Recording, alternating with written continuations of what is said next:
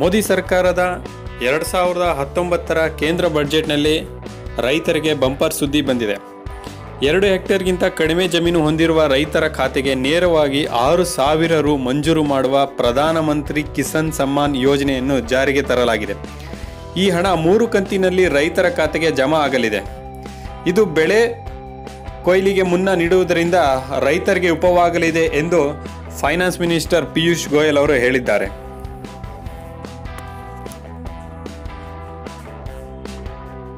ಹಾಗೂ ರೈತರಿಗೆ ಕನಿಷ್ಠ ಬೆಂಬಲ ಬೆಲೆ 1.5ರಷ್ಟು ಹೆಚ್ಚಳ ಮಾಡಲಾಗಿದೆ. PM ಕಿಸಾನ್ ಸಮ್ಮಾನ್ ಯೋಜನೆಯಲ್ಲಿ 12 ಕೋಟಿ ರೈತರಿಗೆ ಇದು ಲಾಭವಾಗಲಿದೆ. ಇದಕ್ಕಾಗಿ ಬರೋಬ್ಬರಿ 75,000 ಕೋಟಿ ಮೀಸಲು ಇಡಲಾಗಿದೆ. ಇನ್ನು ರೈತರಿಗೆ 2% ಬಡ್ಡಿ ರಿಯಾಯಿತಿ ನೀಡಲಾಗಿದೆ. ನೈಸರ್ಗಿಕ ವಿಕೋಪಕ್ಕೆ ಒಳಗಾದ ರೈತ ವರ್ಗಕ್ಕೆ 2% ಬಡ್ಡಿ ರಿಯಾಯಿತಿ ನೀಡಲಾಗಲಿದೆ ಎಂದು ಹೇಳಿದ್ದಾರೆ. ಸಾಲ ಮರುಪಾವತಿ ಮಾಡದ ರೈತರಿಗೆ 3% ಬಡ್ಡಿ ವಿನಾಯಿತಿ ಸೌಲಭ್ಯ ಕಲ್ಪಿಸಲಾಗುವುದು ಎನ್ನುವುದು ಈ ಬಜೆಟ್ನಲ್ಲಿ ಹೇಳಲಾಗಿದೆ.